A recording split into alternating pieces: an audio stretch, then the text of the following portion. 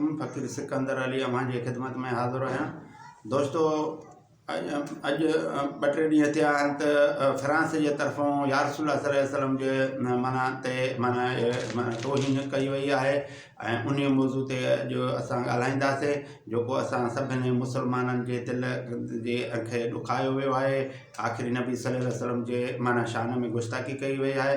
दोस्तो मां तव्हांखे ॿुधाईंदो हलां त असुल में इन्हनि पहिरियां मुस्लमान थी करे ऐं असांजे माना इस्लाम में ज़म थी करे हिननि वॾा किताब ऐं हीला हलाया, किताबनि में वॾियूं ॻाल्हियूं लिखियूं अथनि, पर उन खे बि असांजे मुस्लमाननि नाकाम बनायो। छो त नबी करीम सल्लल्लाहु अलैहि वसल्लम नबूअत सां गॾु हुक्मरान बि हुया ऐं माना वॾे तरक़ी याफ़्ता दौर मां नबी करीम सल्लल्लाहु अलैहि वसल्लम गुज़रिया ऐं उन्हनि जेके जेतिरियूं अज़वाज मुतहरात हुयूं त उन्हनि जेतिरियूं अज़वाज मुतहरात ओतिरा घर बि साईं जन ठाहिया, घोड़ा बि हुन वटि काफ़ी हुया ऐं दुनिया जंहिंजे माना दुनिया बि घणी हुई, जंहिंमें क़ुर शरीफ़ में अल्लाह साईं चयो तोखे मूं गनी करे पैदा कयो, तोखे गनी करे मूं पैदा कयो, तोखे गनी माना यानी मालदार करे तव्हांखे मूं पैदा कयो ऐं सुठे घराणे ऐं माना सुठे ख़ानदान मां या रसूल सल्लल्लाहु अलैहि वसल्लम जी चूंड कई वई ऐं माना उहो कुरैश कबीलो हुयो ऐं उन जे लेवल सां असां मुस्लमाननि हुननि जे हर माना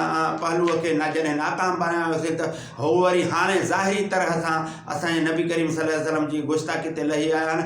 मां उन्हनि सभिनी फ्रांस जे उन्हनि यहूदनि ऐं ईसाइनि ऐं निसारनि ऐं माना इन्हनि यहूदनि खे सभिनी खे ॿुधाइण थो चाहियां उन्हनि अंग्रेज़नि खे त तव्हां जेको माना इहो माना हीउ जेको तौहीन कयो पिया था त तव्हां हिकु अल्लाह जे नेमतुनि खे जेको या रसूल जे सदके ही नेमतूं मिलियूं आहिनि। जीअं हीअ हवा आहे, हवा में जेकॾहिं ऑक्सीजन न हुजे ऐं हवा न घुले त तव्हां पंहिंजो साह बि न खणी सघो ऐं तव्हां इहे ऑक्सीजन जा दॿा पंहिंजे माना साण ॿधी छॾियो।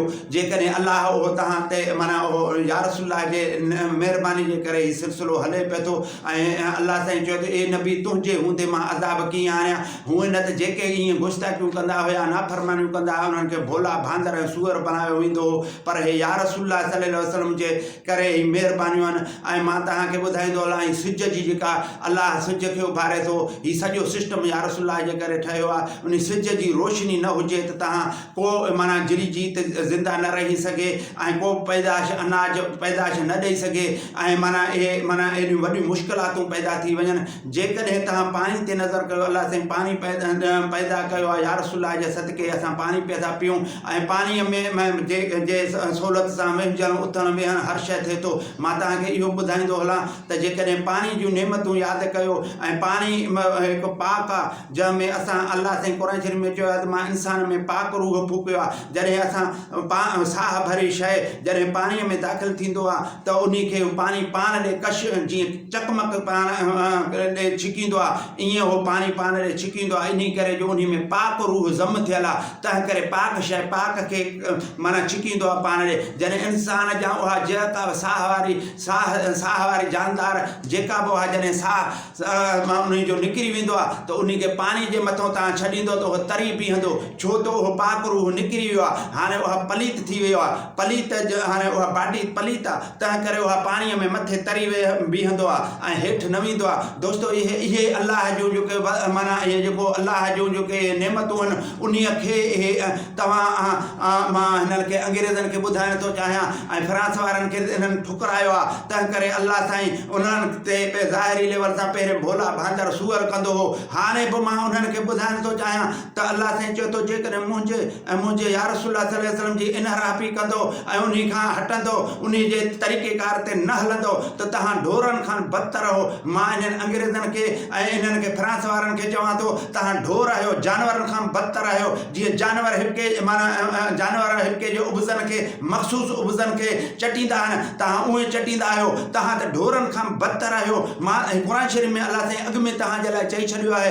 ॿी मां तव्हांखे ॻाल्हि ॿुधाईंदो हलां त क़ुर शरीफ़ में सूरत माइदा जी 59 आयत खां वठी ऐं माना 59 आयत खां वठी 60 आयत ताईं अल्लाह साईं चयो आहे त ए पैगंबर तूं हिननि खे ॿुधाए त जेकॾहिं ही अञा शरारतूं कंदा ऐं अञा उन वारे ॾसियल दग ते तुवारे ते अमल न कंदा त हिननि खे वरी हिननि शरातरनि करे मां भोला भांदर हिननि खे सूअर कंदो ईंदुसि ऐं उन्हनि खे चरियो या गुमराह करे पैदा कंदो ईंदुसि।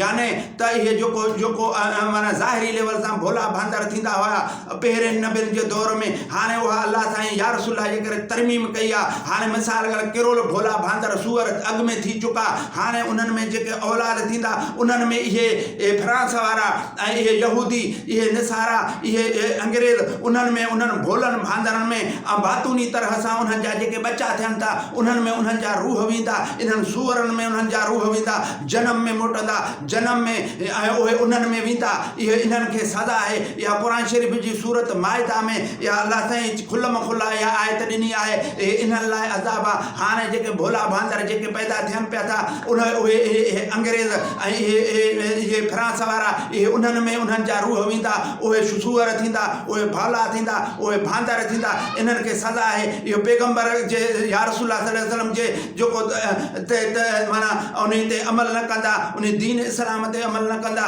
उन्हनि जे शरारतनि जे करे उन्हनि खे उहो माना मोटायो वेंदो, वापसि मोटायो वेंदो, जनम में मोटायो वेंदो, जेसीं ताईं क़यामत ईंदो, जेसीं ताईं हिननि खे इहा सज़ा मिलंदी रहंदी। महिरबानी। अस्सलाम वालेकुम दोस्तों।